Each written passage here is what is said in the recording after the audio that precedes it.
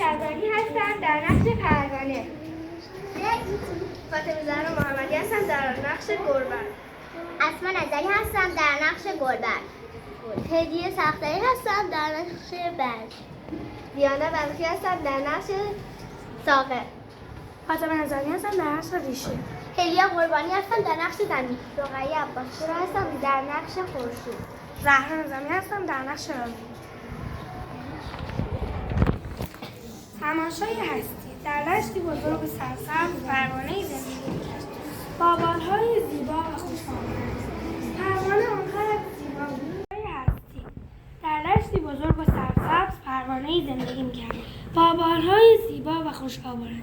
پروانه آنقدر زیبا بود که پروانه‌های دشت همیشه درباره او حرف می‌زدند و بعضی از آنها به زیبایی او حسرت می‌خوردند. هر روز صبح که خورشید زیبا از پشت کوه‌ها بیرون می‌آمد، پروانه از خواب بیدار می‌شد. صورتش را با شبنم گل‌ها می‌شست. بعد به سراغ برکه‌ای کنار دشت بود می‌رفت. چرخی به روی آن می‌زد، بال‌های رنگارنگش را در آب می‌دید و زیبایی خودش را تحسین می‌کرد. می‌گفت: وای من چقدر زیبا هستم. ببینید من چقدر قشنگم. چه بالهای قشنگی دارم. او با غرور پرواز می‌کرد. بسیار به خود مغرور بود تا بالهای زیبایش را به نمایش بگذارد. یک روز هنگام غروب که خورشید نورش را پشت کوه‌ها پنهان می‌کرد، پروانه‌ها کنار یکدیگر جمع شدند.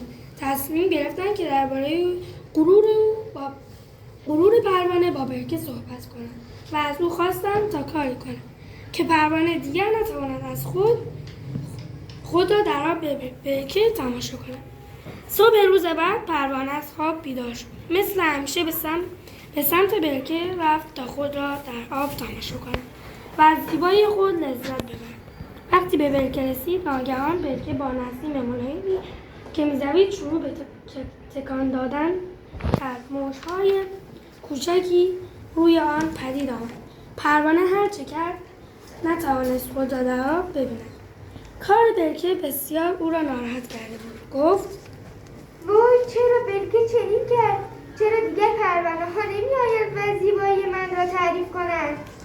بعد مثل همیشه با غرور به سمت علفزار به پرواز درآمد، ولی هیچ کس به او محل نمیداد و از او فاصله می‌گرفتند. هر کدام به سمتی دیگر پرواز می‌کردند. پروانه مغرور وقتی دید که پروانه‌ها به او توجه نمی‌کنند، ناراحت و غمگین شد و به روی گل سرخی که گلبرگ‌هایش را باز کرده بود نشست.